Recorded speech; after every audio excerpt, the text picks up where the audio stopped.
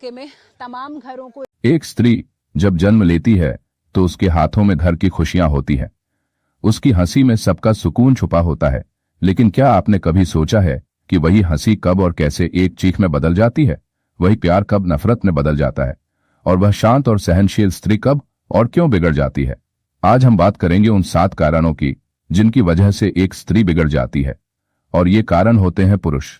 हाँ, वही पुरुष जो उसका पिता है, भाई है, पति है या प्रेमी है। आइए आज सच्चाई से मुंह न मोड़ें, बल्कि उसे देखें, समझें और महसूस करें। आइए शुरुआत करते हैं स्टोइक का पहला पॉइंट से। स्टोइक का पहला पॉइंट, उपेक्षा, निग्लेक्ट। कई बार पुरुष यह सोचते हैं कि एक बार शादी हो गई या रिश्ता बन गया तो स्त्री की देखभाल अपने आप हो जाएगी। लेकिन क्या आपने कभी एक पौधे को देखा है जिसे पानी ना मिले? वह सूख जाता है।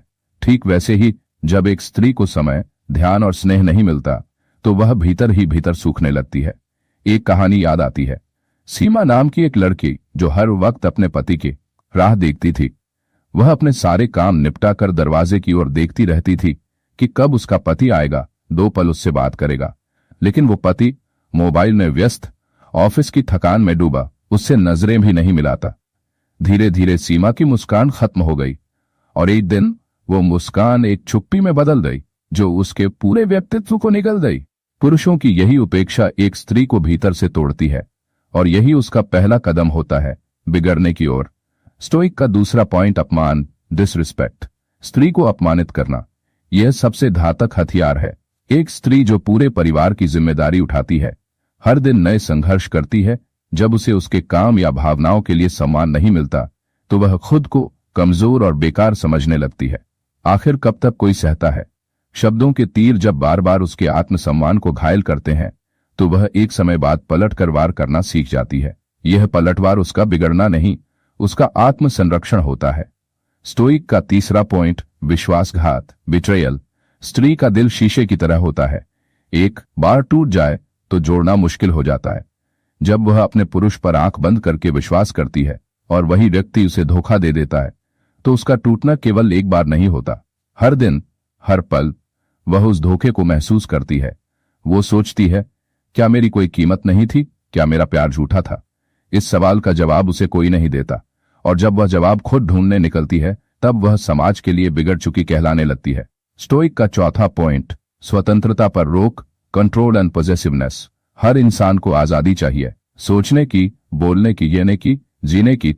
लेकिन जब एक स्त्री की हर बात पर पाबंदी लगाई जाती है, कहाँ जा रही हो, क्यों जा रही हो, किससे बात कर रही हो, तो वह धीरे धीरे घुटने लगती है। क्या आपने कभी गौर किया है, एक पिंजरे में बंद पंछी गाना बंद कर देता है?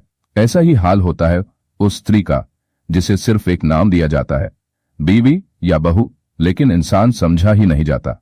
स्टोइक का पांचवा पॉइंट, एक तरफा जिम्मेदारियां, अनइक्वल रिस्पॉन्सिबिलिटीज। घर संभालना, बच्चों की परवरिश, रिश्तों को निभाना, इन सब का जिम्मा सिर्फ स्त्री पर होता है।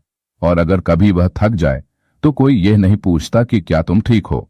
जब एक पुरुष खुद को राजा समझे और स्त्री को दासी, तब स्त्री धीरे धीरे सवाल करना शुरू करती है और यही सवाल समाज को बगावत लगने लगता है।